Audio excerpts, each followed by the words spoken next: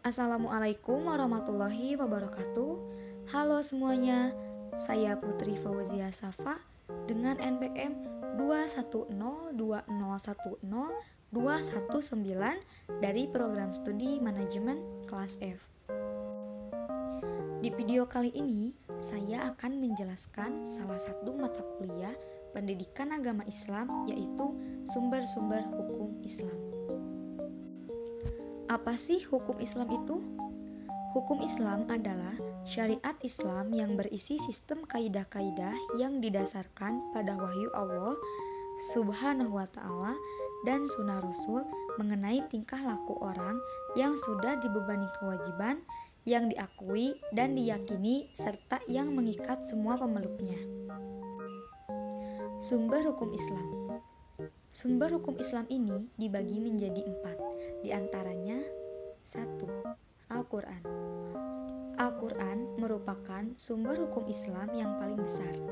Sebagai kitab suci umat Islam, serta menjadi tiang dan penegak, Al-Quran ini mengandung petunjuk di dalamnya.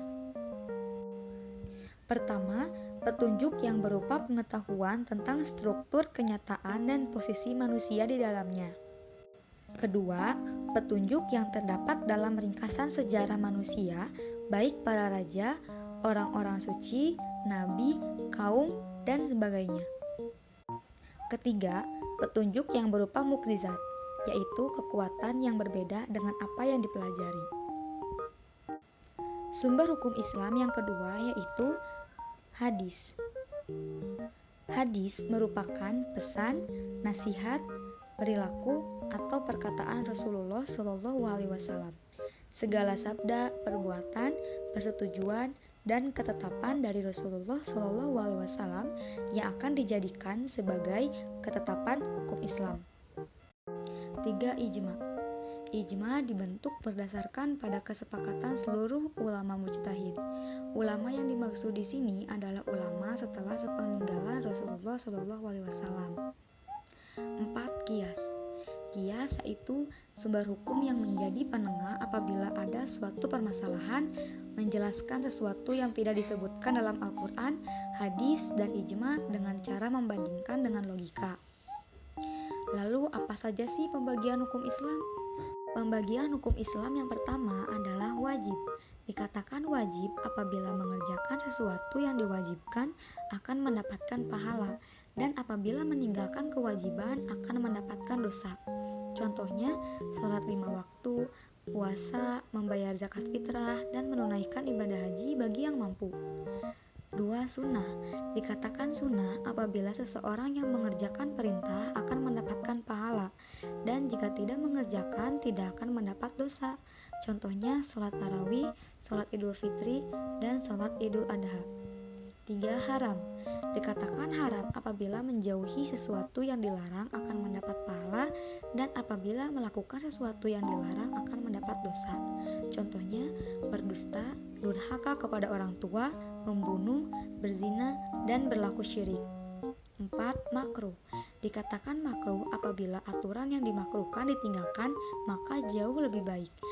Sedangkan jika yang dimakruhkan tetap dilakukan, maka kurang baik. Contohnya, makan bawang merah. 5. Mubah. Dikatakan mubah apabila sesuatu yang dikerjakan ataupun ditinggalkan tidak memberikan ganjaran apapun, baik dosa ataupun pahala. Contohnya seperti tidur, makan, minum, dan kegiatan yang tidak diperintahkan atau kegiatan yang tidak dilarang oleh Islam. Hukum-hukum Islam juga memiliki tujuan, di antaranya 1. Maqasid al-syariah. Maqasid al-syariah disebut juga dengan ketetapan hukum Islam. 2. Kemaslahatan umat manusia. Hukum Islam hadir sebagai penengah atau solusi atas segala permasalahan yang terjadi, baik masalah yang bersifat keyakinan ataupun masalah hubungan interaksi sosial. 3. Mewujudkan kemaslahatan dunia dan akhirat. Hukum Islam juga bertujuan dalam mewujudkan kemaslahatan di dunia dan di akhirat. Ada 5 unsur pokok terciptanya kemaslahatan di dunia dan di akhirat, yaitu agama, jiwa, akal, keturunan, dan harta. Fungsi hukum Islam itu untuk apa sih? Fungsi hukum Islam itu adalah sarana untuk mengatur sebaik mungkin dan memperlancar proses interaksi sosial sehingga terwujudlah masyarakat yang harmonis, aman, dan sejahtera. Jadi kesimpulannya adalah kita sebagai umat Islam diwajibkan untuk mengetahui serta memperdalam sumber ajaran agama yang dibawa oleh Rasulullah SAW, karena sumber ajaran agama Islam merupakan media penuntun agar kita dapat melaksanakan semua perintah Allah Subhanahu wa Ta'ala dan menjauhi semua larangannya. Nah, itulah penjelasan yang bisa saya sampaikan. Mohon maaf apabila ada kesalahan. Semoga bermanfaat. Terima kasih. Wassalamualaikum warahmatullahi wabarakatuh.